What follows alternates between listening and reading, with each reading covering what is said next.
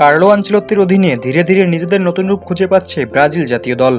বিশ্বকাপের প্রথম ম্যাচের আগে সাম্প্রতিক অনুশীলনে যে চিত্র দেখা গেছে তাতে দলটির অবকাঠামো ও কৌশল নিয়ে বেশ আত্মবিশ্বাসী ব্রাজিল কোচ। ইনজুরি ও অনুপস্থিতির মাঝেও তিনি এমন একটি একাদশ গড়ে তুলতে চাইছেন যা মাঠের ভারসাম্য ও প্রতিযোগিতামূলক শক্তি দুটোই নিশ্চিত করবে। নতুন ওই ব্রাজিল দলকে আগের চেয়ে আরও শক্তিশালী মনে হবে। মাঝমাঠে বেশি নিয়ন্ত্রণ এবং ডিফেন্সিভ দিক থেকে আরও সংগঠিত দেখা যাচ্ছে, বিশেষ করে উইং রক্ষায় বাড়তি মনোযোগ এবং মিডফিল্ডে সংখ্যাগত সুবিধা এনে ম্যাচের গতি নিজেদের নিয়ন্ত্রণে রাখার স্পষ্ট পরিকল্পনা।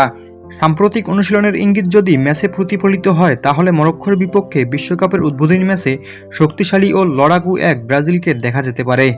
সাম্প্রতিক অনুশীলনের ইঙ্গিতে যে একাদশ পাওয়া গেছে তাতে শুধু দুই ফুলব্যাকের পরিবর্তন হয়েছে, তাছাড়া সব আগের মতোই আছে, যেখানে গোলকিপার হিসেবে আছেন এলিসন বেকার, সেন্টার ব্যাক পজিশনে আছেন মার্কিনিয়স ও গ্যাব্রিয়েল মেগালায়েস, রাইট ব্যাকে আছেন ইবানিজ, লেফট ব্যাকে আছেন ডগলাস সান্তোস, মিডফিল্ডার হিসেবে আছেন ক্যাসিমিরো, ব্রুনো গুইমারেস এবং লুকাস পাকুয়েতা, রাইট উইঙ্গে রাফিনিয়া, লেফট উইঙ্গে ভিনিসিয়াস জুনিয়র আর নাম্বার 9 হিসেবে থাকবেন মাতিউস কুনিয়া।